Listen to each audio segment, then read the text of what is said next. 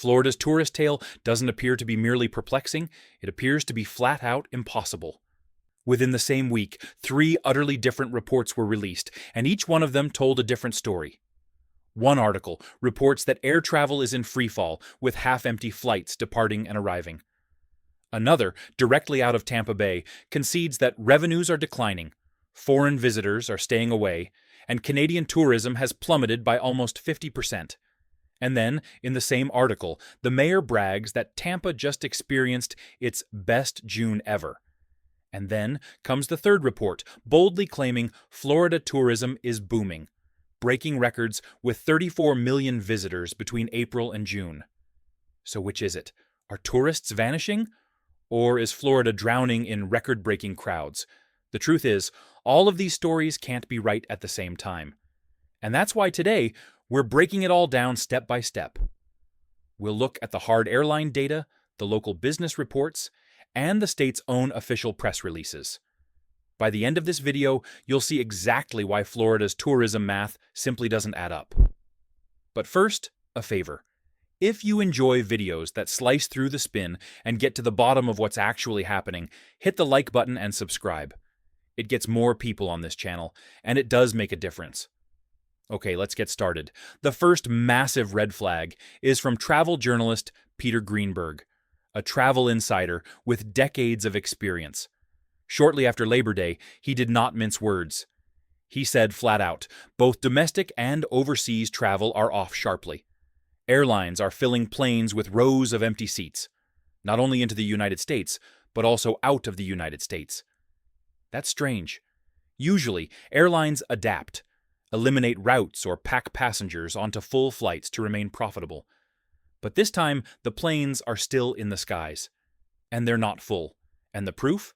Ticket prices. Round-trip fares to London or Paris have dropped as low as $258. To put that in perspective, that's cheaper than flying to some U.S. cities. Imagine paying more to fly to Des Moines than across the Atlantic Ocean.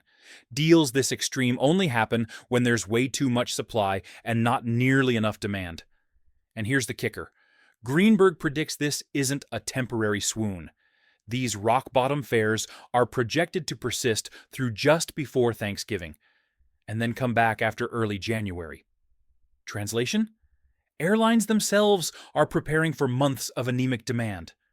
So, the next time you hear a tourism board or a mayor boasting of a record-setting summer, keep in mind what the airline industry is quietly demonstrating to us. Folks aren't flying like they used to, and vacant seats don't lie. See what shrinking tourism actually looks like? Look at Las Vegas. That place lives off tourists almost completely. And when they're no longer coming, the cracks appear quickly. Reports from Nevada confirm that tourism figures are off between 9% and 17%. That doesn't sound tremendous to begin with, but for a town that welcomes tens of millions of visitors annually, it's a gut-wrenching blow. Hotels, casinos, and restaurants alike are all taking the hit. Fewer tourists translate to fewer rooms booked, fewer meals eaten, and fewer dollars fed into slot machines. And here's the big tip-off. Hotels have begun quietly eliminating their infamous resort fees. When Vegas hotels quit nickel and diming visitors, you know they're frantic to get folks back in the doors. If you've ever spent time in Las Vegas, you already understand about those awful resort fees. They typically cost around $45 per night and don't leave you with much to show for it. Perhaps Wi-Fi, a gym visit, and a water bottle. Spread that over the course of 5 nights, and you're talking more than $200 in secret fees. So when Vegas resorts suddenly choose to eliminate those fees, don't confuse it with generosity. That's not niceness, it's desperation. And here's the reason that matters. Las Vegas tends to be a bellwether for the rest of the nation. Since it relies almost exclusively on tourism, it's generally the first place trouble appears. If guests are drawing back there, you can wager that corresponding trends are plaguing other tourist spots too, like Florida, even if local leaders don't want to acknowledge it. To be honest, reducing resort fees is the hospitality business's equivalent of raising a white flag. It's an obvious indicator. Demand simply isn't there. Now, let's move back to Florida, where Tampa Bay treats us to one of the weirdest sets of numbers so far. At first glance, the statistics tell us something unmistakable. Hotels in the area experienced a 40% decrease in visitors from Canada over last year. That single figure alone meant a 35% decline in revenue. And it wasn't Canadian tourism alone. Visitors from the United Kingdom, Switzerland, and Germany also kept away, part of a larger pattern seen throughout the US. But here's where things get complicated. At a recent tourism board meeting, officials acknowledged those declines, and then quickly dismissed them. Clearwater's mayor even went so far as to assert their beaches were as attractive as ever. Consider that. If foreign visitors are off, and revenue is off, how in the world is everything better than ever? The numbers don't work. Here's another contradiction. Visit Florida's own statewide report indicates 100,000 fewer Canadians came this year. But in Tampa Bay, one local business owner boasted they had their best June ever. So is everyone supposed to believe the hard facts indicating sharp declines, or the upbeat sound bites to spin the tale? This is the bottom line. The reports do recognize the declines, but then switch right back to a positive message, hoping nobody pays attention to the contradictions. But for employees who work in hotels, restaurants, and attractions, there's no ducking it. The decline in customers is very real, regardless of how many speeches are given to say otherwise. And one of the most obvious trends is this: foreign visitors are disappearing.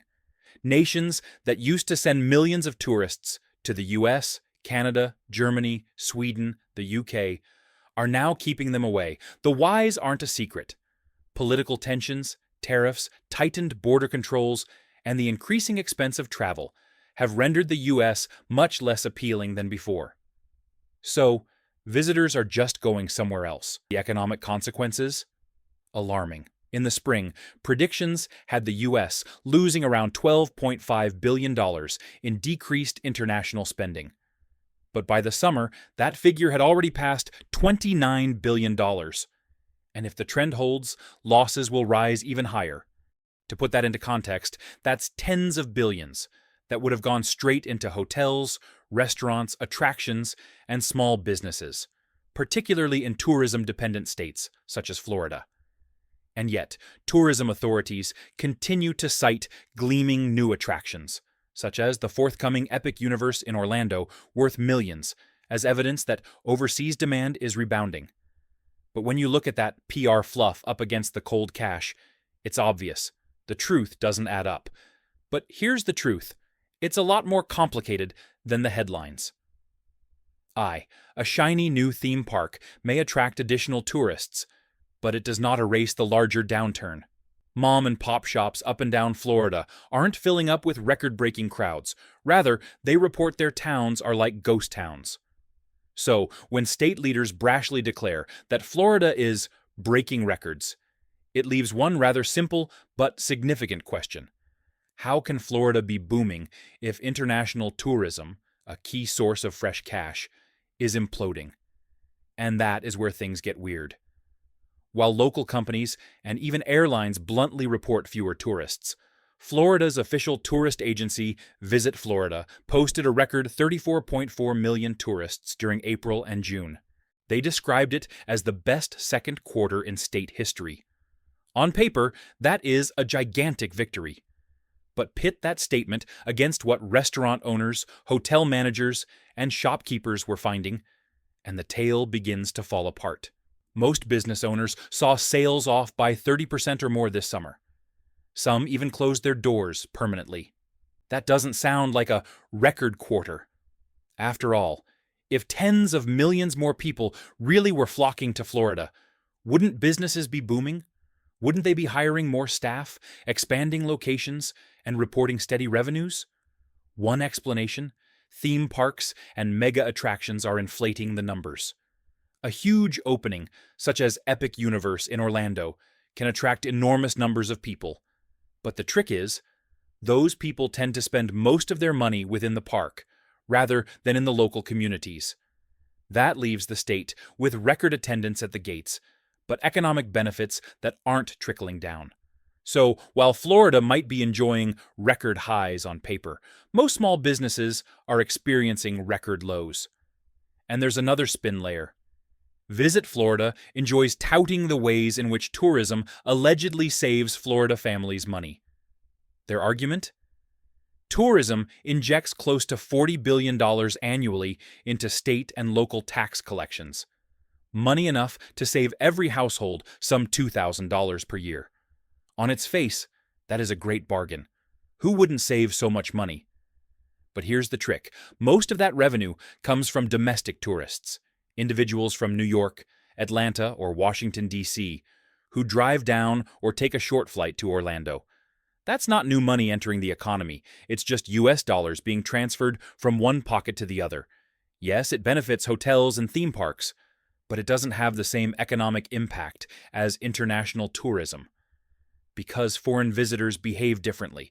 They stay longer, they stay more nights in hotels, and they spend a lot more on food, shopping, and entertainment.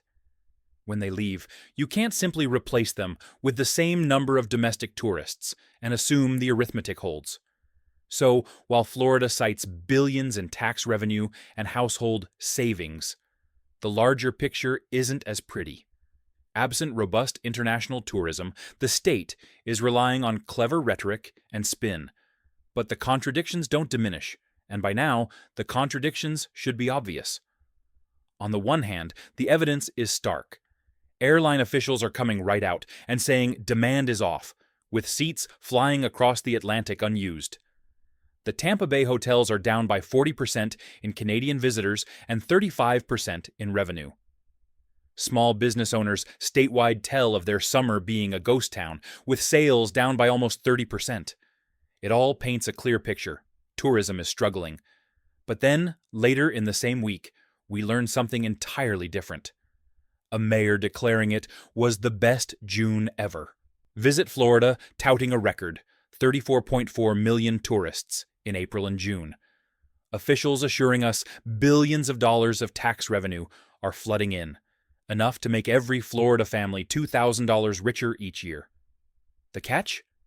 These anecdotes can't all happen simultaneously. If fewer overseas tourists are coming, and if businesses on the island are posting declining revenues, how is the state breaking records? If airlines are dropping prices just to get people in the seats, how does that reconcile with assertions that demand has never been higher? It just doesn't compute.